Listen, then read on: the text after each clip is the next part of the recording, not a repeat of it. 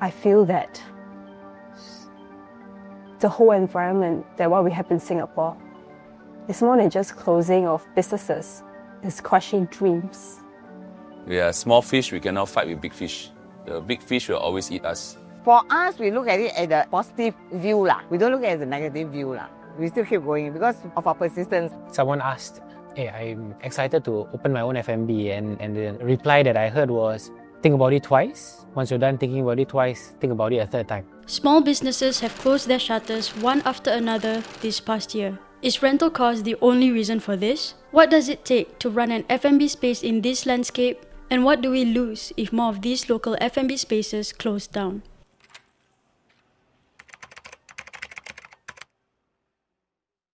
So I started Flow in 2010 when I was 21. I got this question a lot, why did you start so young? But then again, I knew what I wanted to do when I was 16. So I told my mom, hey mom, I want to make cakes. When you're that young, you have no fear. He's Christopher, I'm Christina. Our store is called Bakes and Bites. So it's actually C&C, but because B&B. 我们开始 set up 这个 Bake and Bite， 因为我被公司 retrain， 原因是我高年龄55岁，55岁出来去找其他工作很困难。I find that most of our things are very dry when we put in the fridge. So both of us, we try until about 6-8 months later, we managed to get to whole muffins.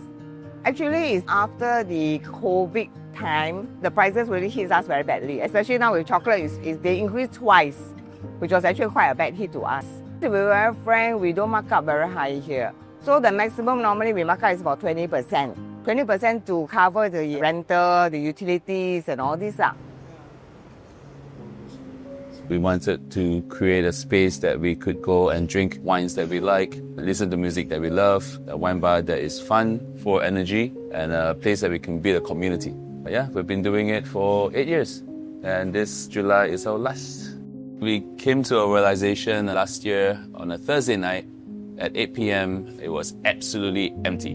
We were sitting there one corner having a drink and like, what's the point of trying to push even more or to do more things when nobody's even coming out? Nothing has changed much over the years, but we've always been very honest in what we do. There are a lot of factors that contribute to our decision. A lot of our regulars are starting to have families, starting to buy houses, expenses, they have to select what they can spend on.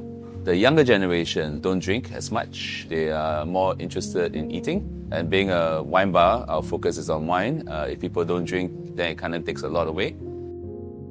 At our peak, we had 4 stores at a pop-up. And then now we're left with 1 at Siglap.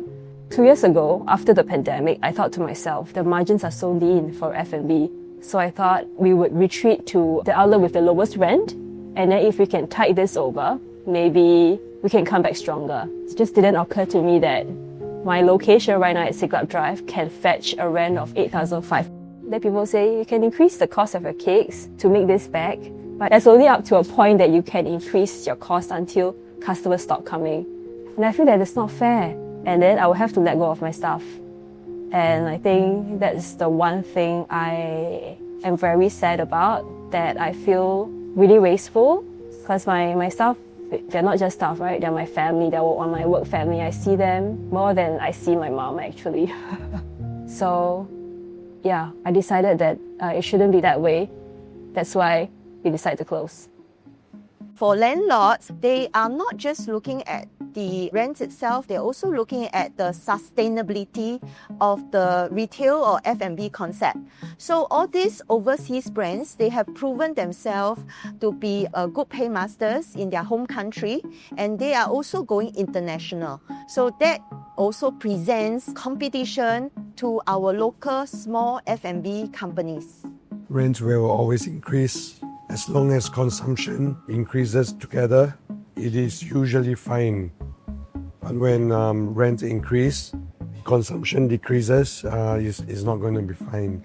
Whether in Singapore or wherever you are in the world, rising cost is such a concern. I think directly, rising costs comes in the form of higher rental prices, higher cost of goods, rising cost of labor as well. And as much as these are things that are affecting the business, I think we've had to understand and embrace that these are things that will continue to happen. And rather the question here is, how do you work around that? If you take the time to focus on your ability to create creative culinary concept, to be able to offer quality food, things that are artisanal, within an industry that is really so saturated, I think that is that winning factor.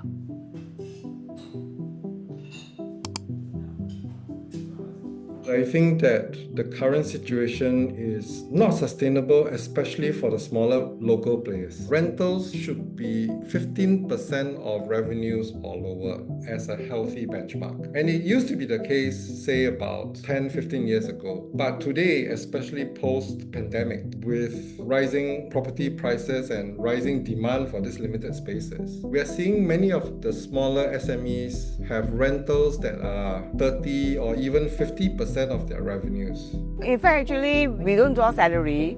So what we are basing now is actually from the CPF that we have, and then now we got our retirement account. So every month we have our own CPF. Besides my main job, to be very frank, I also do some part-time jobs.